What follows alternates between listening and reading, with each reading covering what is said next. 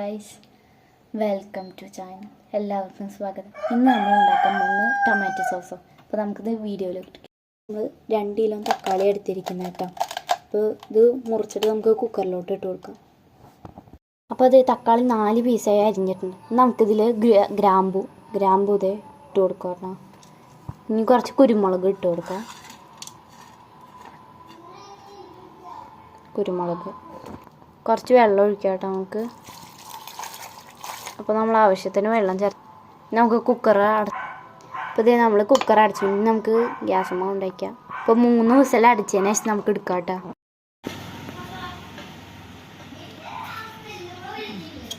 അപ്പോൾ നമ്മുടെ കുക്കറിലിട്ട തക്കാളി വെന്ത് വന്നിട്ടുണ്ട്. ഇനി നമുക്ക് അതിനെ പാത്രത്തേക്ക് എടുത്തിടാം.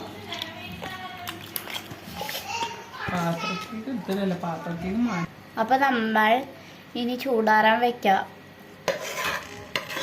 അങ്ങനെ നമ്മൾ തക്കാളി വേവിച്ചു.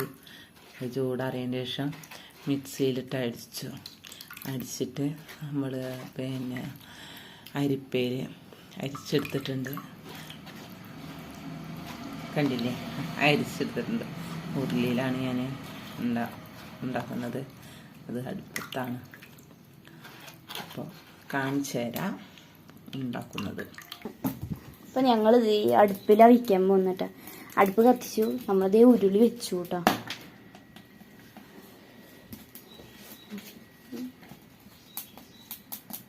നമ്മൾ ഓൾറെഡി കുരുമുളക് ഇട്ടത് കൊണ്ട് നമുക്കിനി കാശ്മീർ ചില്ലി അര ടീസ്പൂൺ ചേർത്ത് കൊടുക്കാം കേട്ടോ.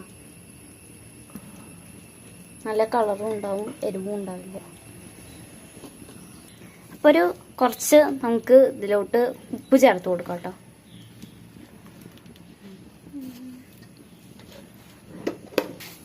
പഞ്ചസാര നമ്മൾ ചേർത്ത് കൊടുക്കാം കേട്ടോ അതിലോട്ട്.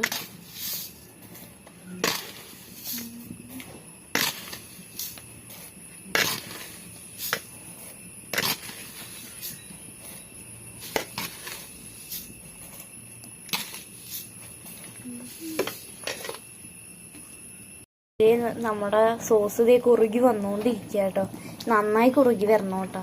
നല്ല സെറ്റാവുള്ളൂ സോസ്. നന്നായി നമ്മുടെ സോസ് കുറുകി വന്നിട്ടുണ്ട് കേട്ടോ. നമുക്കിത് അടുപ്പിൽ നിന്ന് ഇറക്കാം. നന്നായി കുറുകി വന്ന് നമ്മൾ ഇറക്കി കേട്ടോ.